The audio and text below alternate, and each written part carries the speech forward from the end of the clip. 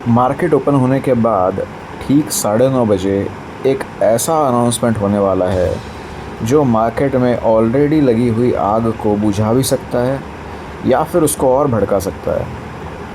हम सब देख ही रहे हैं कि पिछले कुछ हफ्तों में मार्केट का क्या हाल चल रहा है, किस हिसाब की वोलेटिलिटी चल रही है। जियोपॉलिटिकल टेंशन्स जो है वो रुकने का नाम नहीं ले रहे। एक तरफ यूएस ईरान वॉर हर दूसरे दिन कुछ ना कुछ नया एस्केलेशन चलता रहता है। दूसरी तरफ अब रशिया यूक्रेन का कॉन्फ्लिक्ट जो है, जो कुछ अभी न्यूज़ में नहीं था इतने दिनों तक, वो भी वापस अभी हेडलाइंस में आने लग गया है। तो अभी देखने वाली बात यह है कि क्या निफ्टी अभी और ज़्यादा प्रेशर में जाएगा या फिर हमें कुछ मीनिंगफुल रिकवरी भी देखने के लिए मिलेगी। क्योंकि इस वक्त मार्केट को डायरेक्शन देने वाली दो ही चीज़ें हैं, हम जानते हैं कौन सी है। सबसे बड़ी चीज़ है वो है वॉर, सेकंड है डॉलर। बाकी फैक्टर्स भी है पर वो फैक्टर्स उतना पैनिक क्रिएट नहीं करते। ये जो दो फैक्टर्स है ये सीधा जो है वो इन्वेस्टर सेंटिमेंट पर असर डालता है। तो आज के वीडियो में हम इन सारे फैक्टर्स को एक एक करके ब्रेक डाउन करेंगे और कल के मार्केट में क्या क्या हो सकता है उसकी पॉसिबिलिटीज़ को एक्सप्लोर करेंगे। अगर आप ट्रेडर है या इन्वेस्टर है तो ये वीडियो आपके लिए बहुत इम्पॉर्टेंट है। सबसे पहले हमें थोड़ा बिग पिक्चर पे जूम आउट करना पड़ेगा। देखिए, मार्केट जो है इस वक्त किसी एक चीज़ के ऊपर नहीं है, वो हर एक न्यूज़ जो आती है उसके ऊपर जो है वो एस्केलेशन हो जाता है। तो मल्टीपल प्रेशर्स जो है वो एक कंबाइंड इफ़ेक्ट तैयार करते हैं। सिंपल लैंग्वेज में अगर मैं आपको बताऊं तो ये एक तरह का लेयर्स है प्रॉब्लम के, अलग अलग, मतलब चेन रिएक्शन बोल सकते हो कि एक की वजह से दूसरा होता है। तो वॉर्स चलते हैं, उसके वजह से ऑयल के रेट्स बढ़ते हैं। जब डॉलर स्ट्रॉन्ग होता है, कोई नई अनाउंसमेंट आती है यूएस की तरफ से, तो उसका असर सीधा रुपए पर पड़ता है। जब बॉन्ड यील्ड बढ़ते हैं तो लिक्विडिटी बहुत टाइट हो जाती है। ऐसे में यूएस फेड का जो स्टैंस है डॉलर को लेकर, वो इन सारी चीज़ों के ऊपर असर डालता है। इंडिविजुअली अगर देखेंगे तो एक एक फैक्टर जो है वो मैनेजेबल होता है, पर ये सारे जब एक साथ आते हैं तब बड़ी प्रॉब्लम आपको देखने के लिए मिलेगी। इसीलिए जो मंडे है वो इतना स्ट्रेट फॉरवर्ड नहीं देखने के लिए मिलेगा। सबसे बड़ा ड्राइवर हमारा है वॉर। तो ये अब कोई जियोपॉलिटिकल हेडलाइन नहीं रही है। मार्केट इसके हिसाब से मूव करता है, प्राइजेस पे सीधा असर आता है। कोई भी न्यूज़ आती है, कोई भी अगर आपकी नेगेटिव न्यूज़ आती है तो उसका इमीडिएट इम्पैक्ट आपको ऑयल के प्राइजेस पर, मार्केट पर, दोनों पर देखने के लिए मिलता है। ऑयल ऑलरेडी हमारा $100 के ऊपर जा चुका है, $100-$100 $10 के रेंज में चल रहा है, और हम अच्छे से जानते हैं कि हमारा इंपोर्ट पर कितना ज़्यादा हम निर्भर करते हैं। तो इसका सीधा सीधा असर जो है वो पड़ेगा आपका इनपुट कॉस्ट पे पड़ेगा, इन्फ्लेशन बढ़ेगा, मार्जिन्स के ऊपर भी असर पड़ेगा। तो इसका सीधा सीधा जो असर आपको देखने के लिए मिल सकता है वो मिल सकता है पेंट के स्टॉक्स पर, मिल सकता है एविएशन पे, एफएमसीजी जैसे सेक्टर पे ज़्यादा मिलेगा। दूसरी तरफ जो ऑयल प्रोड्यूसर्स हैं उनको थोड़ा बेनिफिट मिलने के चांसेस है, जैसे ओएनजीसी हो गया है, ऑयल इंडिया हो गया है, इस तरह के स्टॉक्स को। मतलब एक ही फैक्टर मार्केट में बहुत डाइवर्जेंस जो है वो तैयार कर सकता है।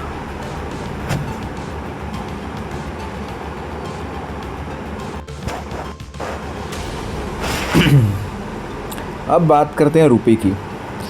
हम जानते हैं कि रुपये में जो है वो प्रेशर बढ़ता ही जा रहा है। अभी अगर आप देखोगे तो ये चल रहा है 95 को टच करने जा रहा है। ये पता नहीं और ये कितना कितना गिरेगा। तो ये एक ऑल टाइम लो का जोन है आपके लिए। तो अब ये एक नंबर नहीं रहा है, ये बहुत बड़ा सिग्नल हो चुका है। इससे आपके इंपोर्ट जो है वो महंगे हो रहे हैं, इन्फ्लेशन बढ़ रहा है, और FII मतलब फॉरेन इंस्टीट्यूशनल इन्वेस्टर्स जो कंफर्टेबल नहीं रहे हैं। लेकिन इसकी राहत हर जगह, इसकी जो नेगेटिविटी है जो हर जगह आपको देखने के लिए मिलेगी। आपको एक सेक्टर में बहुत राहत देखने के लिए मिल सकती है, वो है IT सेक्टर। जो इसी एक कारण के चलते थोड़ा बेटर पोजीशन में है, क्योंकि जो अर्निंग्स होती है वो डॉलर में आती है।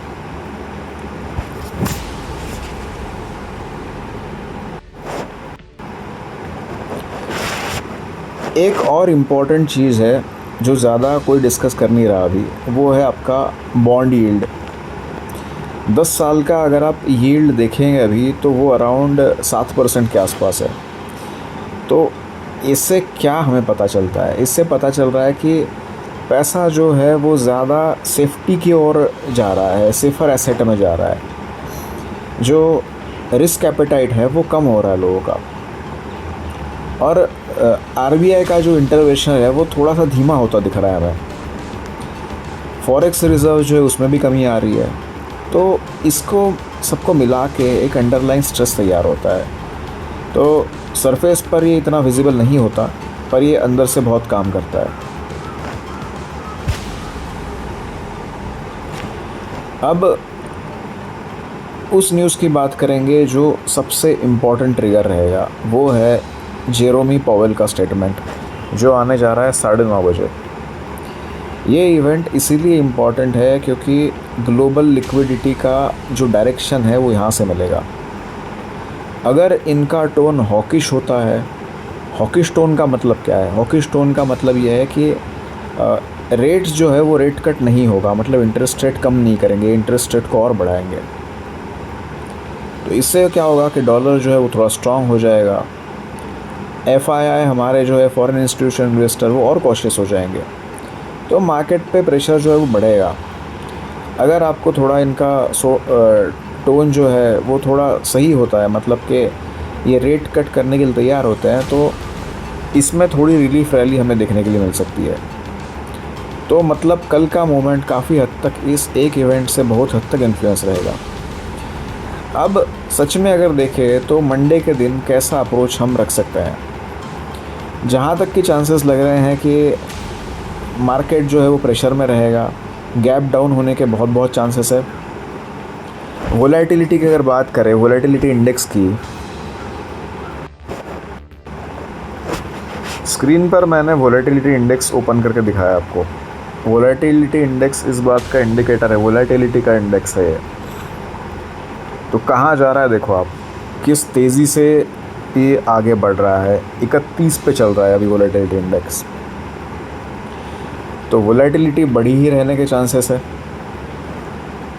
थोड़ा बहुत धीमा रैली अगर आया तो बहुत अच्छी बात है, पर अभी के लिए कॉशियस रहने की ज़रूरत है।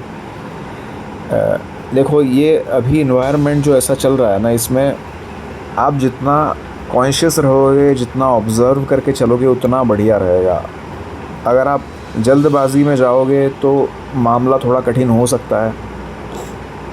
एक अप्रोच आपका हो सकता है कि बाय ऑन डिप करे, पर ये भी आप ध्यान में रखिए ये करते हुए कि भाई आपको सर्वाइव भी करना है इसमें।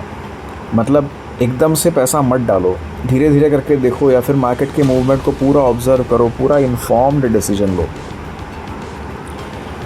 पहले 30 मिनट्स को ऑब्ज़र्व करो कल के लिए, उसके बाद थोड़ा डायरेक्शन देखो क्या है, क्योंकि 9:30 बजे जो न्यूज़ आएगा उससे असर जो 10 बजे दिखने के लिए मिलेगा आपको। बाकी एक्सटर्नल क्यूज़ को आपको ट्रैक करना होगा। ऑयल हो गया है, यूएसडी INR है। और सेक्टर वाइज कुछ पॉसिबिलिटीज़ ऐसी है कि आईटी का जो सेक्टर है थोड़ा रिलेटिवली स्ट्रॉन्ग रहेगा, और ऑयल स्टॉक्स में थोड़ा मोमेंटम देखने के लिए मिलेगा। बैंकिंग और एफएमसीजी में प्रेशर देखने के लिए मिलेगा। तो इस टाइम पर एग्रेसिव ट्रेडिंग मत करो आप, एक थोड़ा कंट्रोल्ड वे में चलो आगे। तो मार्केट आपको अपॉर्चुनिटी देगा, लेकिन हर दिन आपका पैसा बनेगा ये ज़रूरी नहीं है। कुछ दिन आपको प्रोटेक्ट करना ज़रूरी है, कैपिटल को बचाना ज़रूरी है। तो कल का दिन उसमें से एक हो सकता है। तो अभी के लिए हमें हीरो बनने की ज़रूरत नहीं है, डिसिप्लिन दिखाने की ज़रूरत है।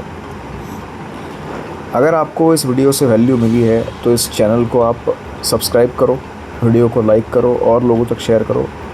आपको अगर इस पर कुछ कमेंट करना है, कुछ आपको लगता है कि इसमें और ऐड होना चाहिए, तो उसके ऊपर भी कमेंट करिए। आपका बहुत बहुत धन्यवाद, आपने वीडियो को एंड तक देखा इसके लिए।